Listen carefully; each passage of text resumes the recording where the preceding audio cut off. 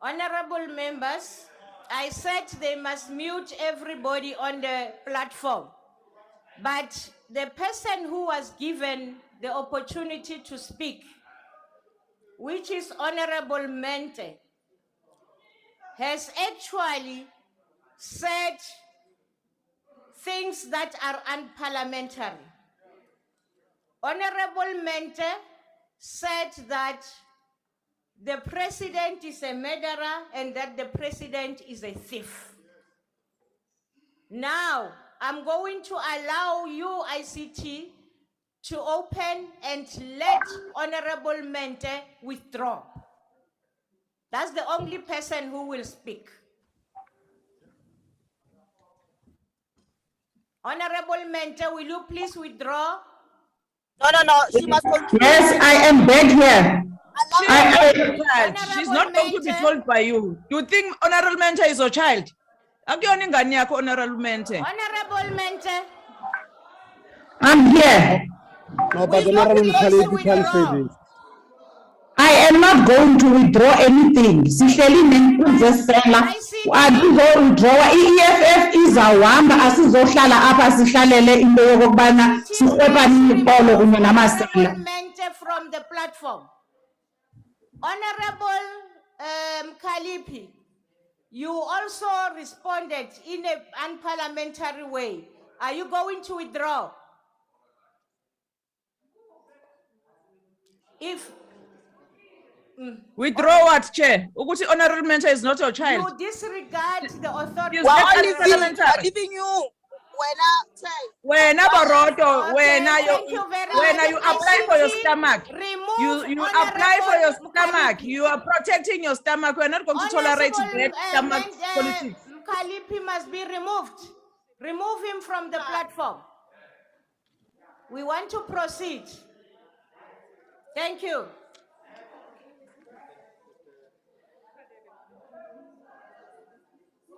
Okay, honorable member, what are you rising on? Thank you, Honorable Chairperson. I'm rising on Rule 69. Yes. Gross disorderly conduct. Yes. Subsection C and D. We have had the persistent undermining of the authority of the chair. I think that rule does not allow that. Number two, a lot of insults have been held since 2 o'clock this afternoon. When you look to a D, it says that persisting making serious allegations against a member without adequate substantiation. And then we've had that for the entire afternoon. Can you please that when anyone goes to that matter, it must be dealt with. Thank you, Chair. Thank you very much. That is why I don't want to take it as a general thing. That is why I'm calling member by member. And all the members that I have asked to withdraw and that have been doing this particular thing of flouting this rule must be removed from the platform. Thank you very much. We proceed and now invite the Honorable, the Deputy President of the Republic.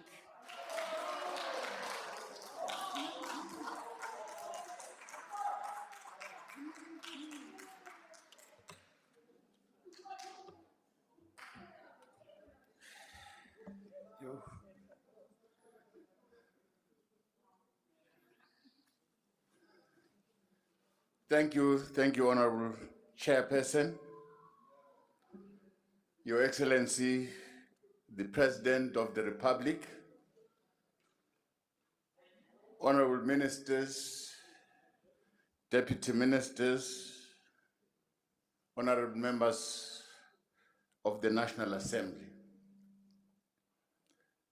This budget vote takes place at a time of many intersecting challenges facing our country and facing the world. From health pandemics, sluggish economic growth, and the rising cost of necessities. The fractures and discords in our social fabric call for new compacts of peace, compassion, inclusivity, and social solidarity so that we face one direction as we tackle all the challenges that are facing our nation.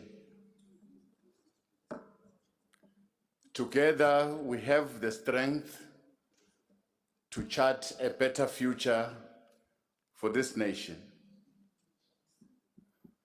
Domestic socio-economic exclusion, largely caused by the rising unemployment, poverty, and inequality, has the potential to undermine social cohesion and inclusive growth.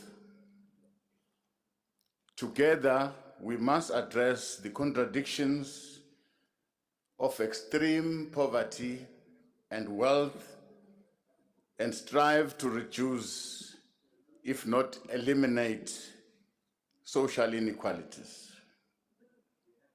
Once these inequalities are deep, they can result in severe disunity and social instability.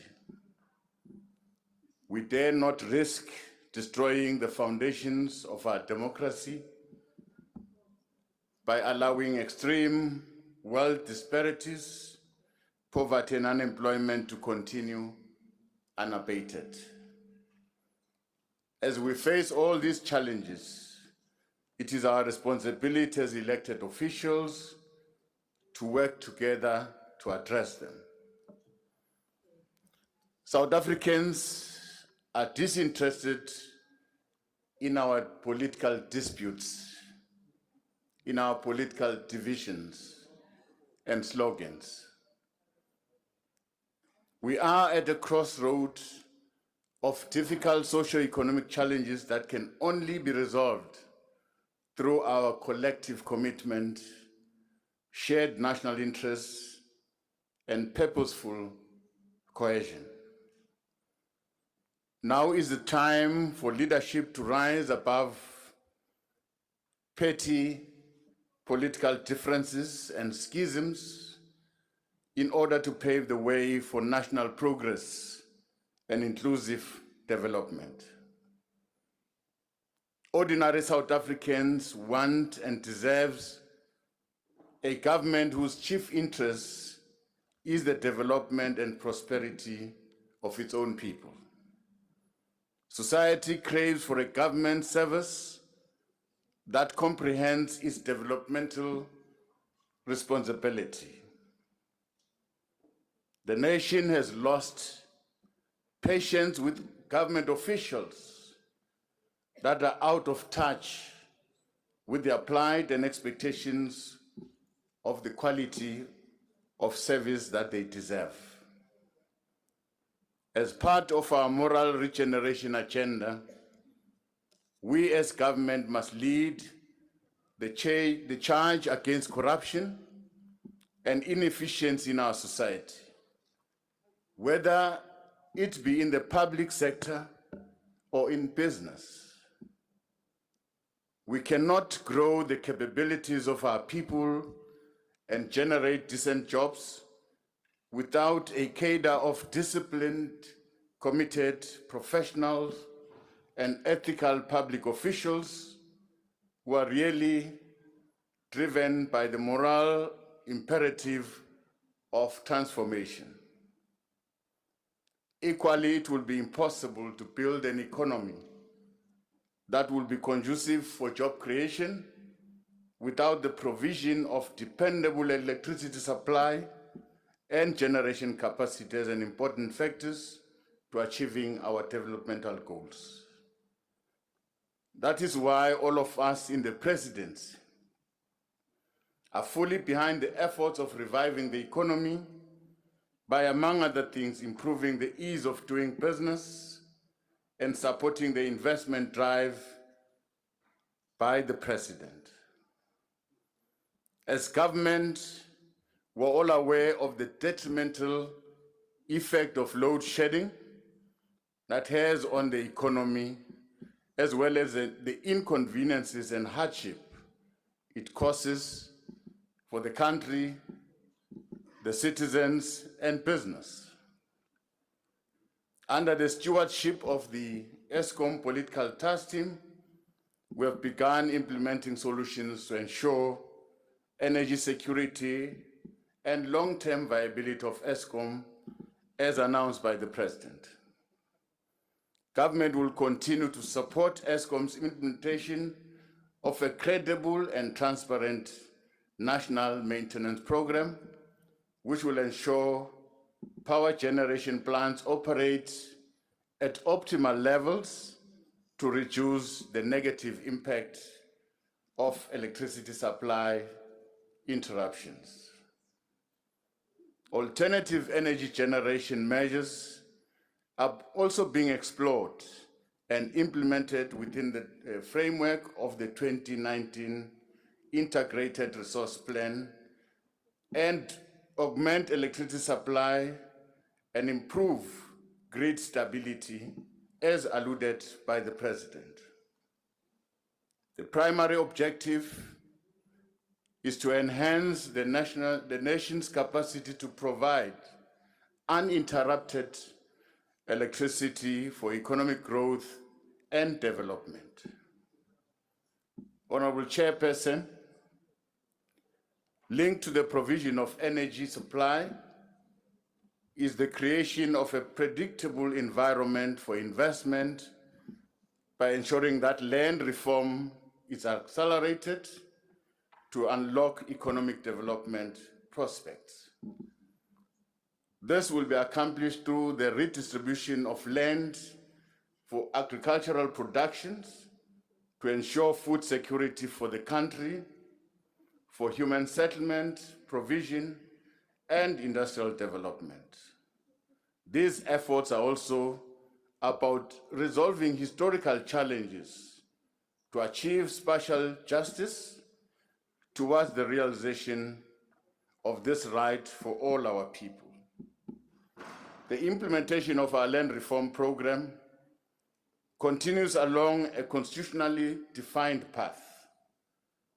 Hence, the unfolding parliamentary processes of addressing land inequality, displacement, and dispossession. As government will continue to respond to the imperatives of restorative justice, economic inclusion, and social cohesion.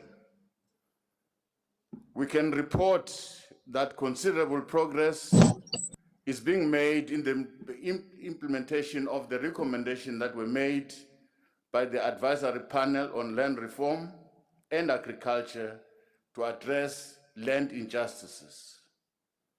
We have seen enacted a number of policy interventions, including but not only limited to land allocation and beneficiary selection policy, comprehensive producer support policy, land donation policy, upgrading of tenure rights amendment bill, and the expropriation bill.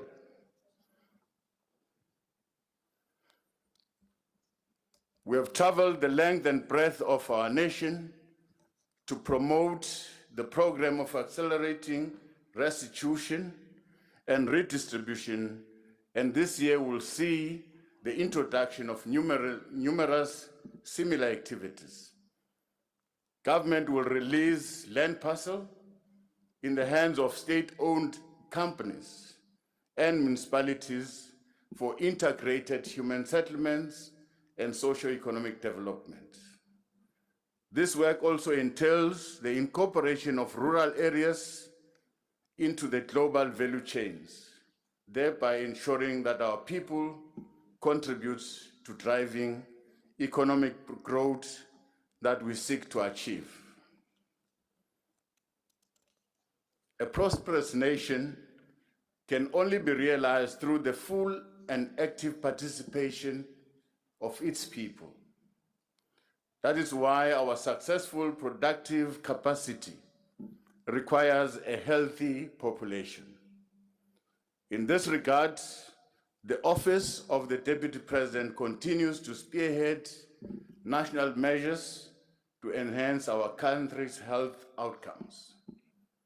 Working with the South African National AIDS Council, we continue to strengthen efforts and campaigns to reduce the negative effects and burden of HIV and TB.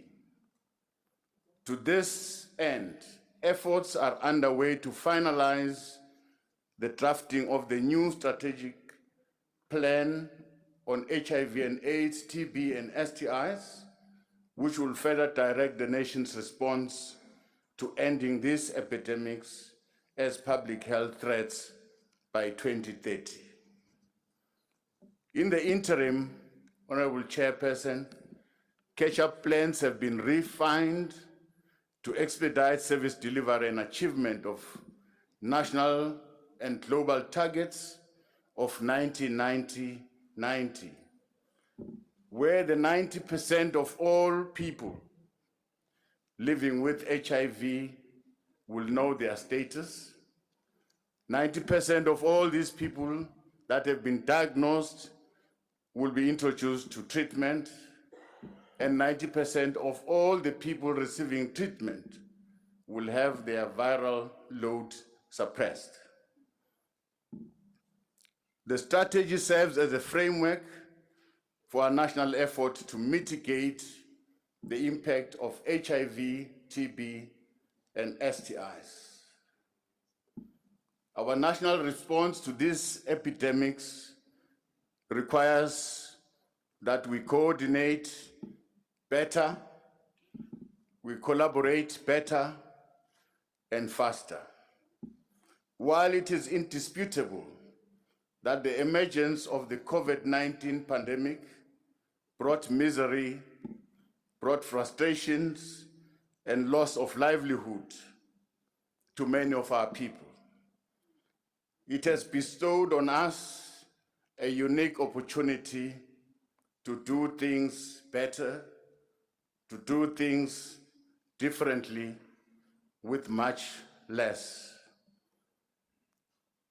We seize the opportunity to leverage SANAC as a platform for consensus building and strengthening social compacts.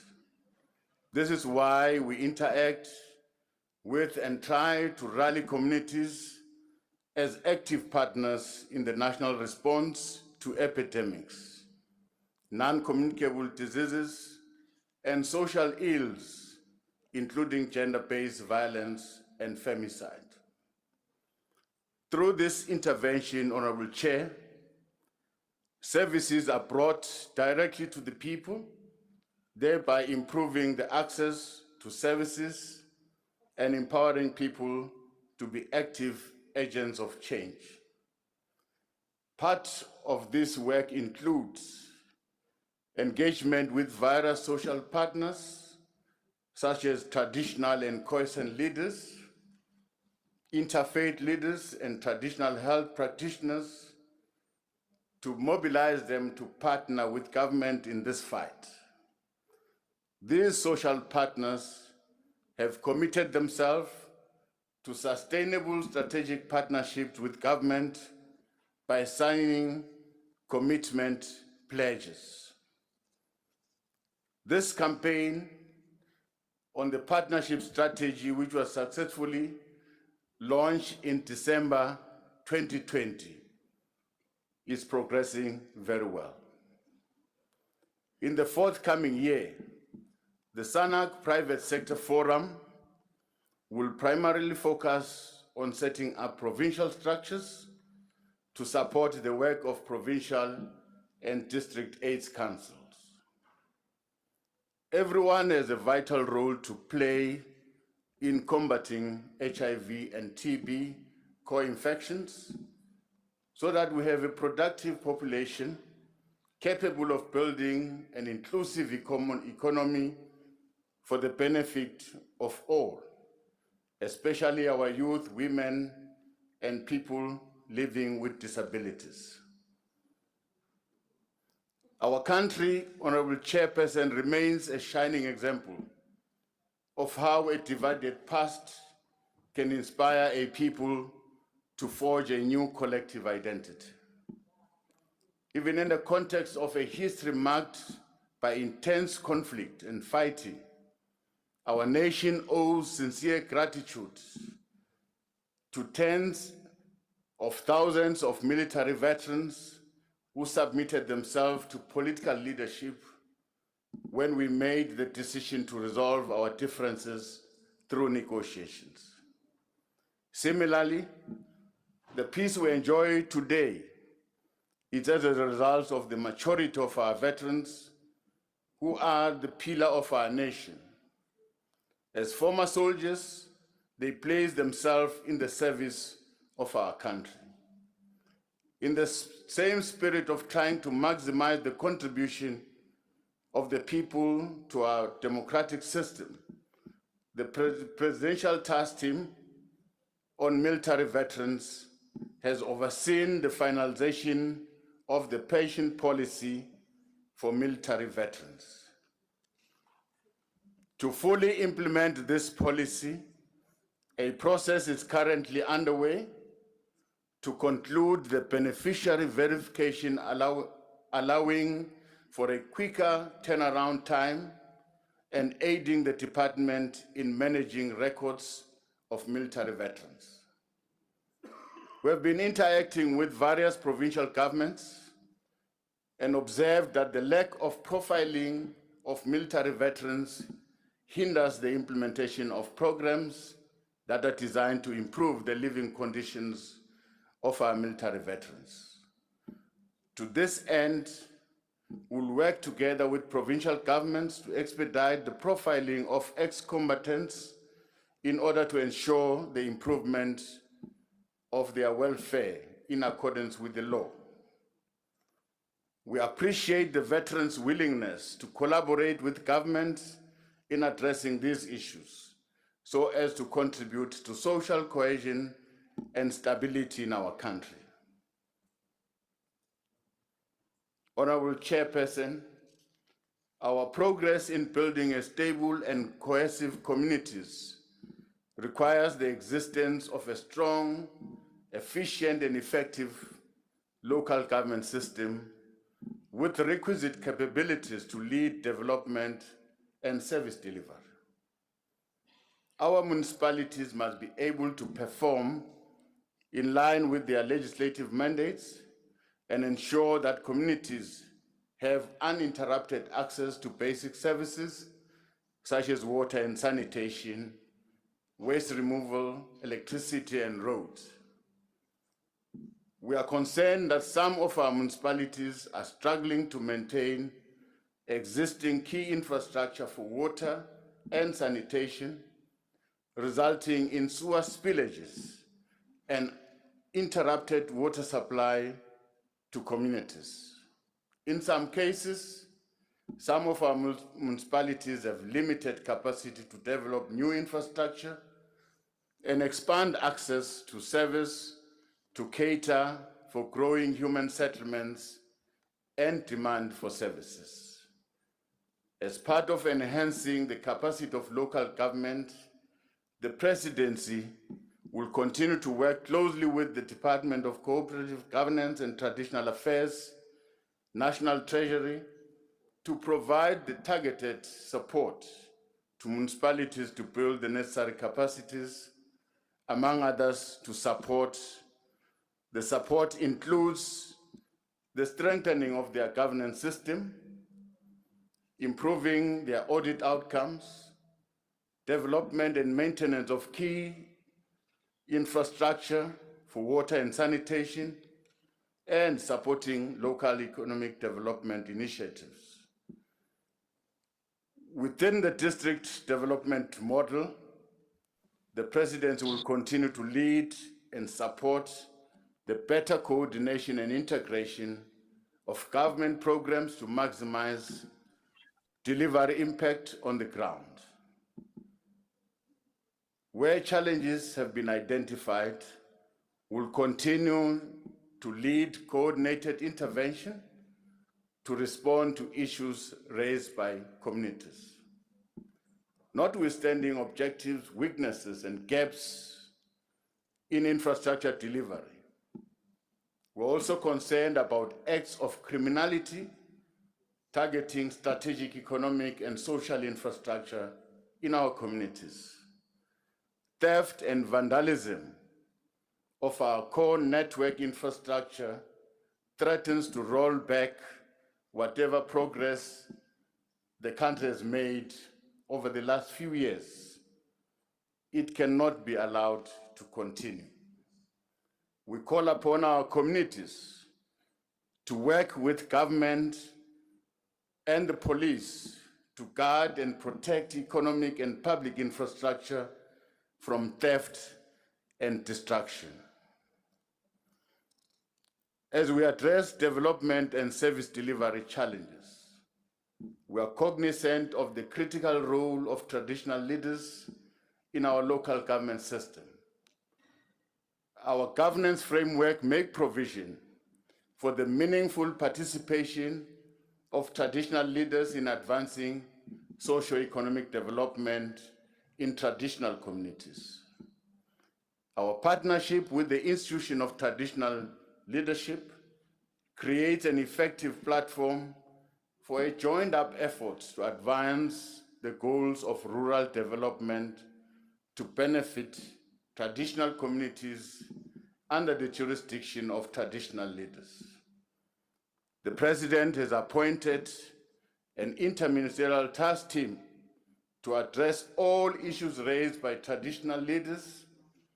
Already, this task team has managed to convene a communal land tenure summit where all the resolutions that were taken in that summit will be able to be taken forward so that finally we resolve the challenge of communal land in communal communities. Targeted infrastructure investment in rural areas should be geared towards unlocking economic development and employment opportunities, while ensuring that access to schools, hospitals, and basic services is significantly enhanced. As the Presidency, we remain committed to the direction that the President has given on reviving the economy. This includes the implementation of commitments that emanates from this year's State of the Nation address. We recommit to these priorities as they are key to creating a better South Africa for all our people. Collectively, we'll seize the opportunity to fight for and safeguard our cherished vision of a united, non-racial, non-sexist, just, and prosperous South Africa. Thank you, Honorable Chairperson.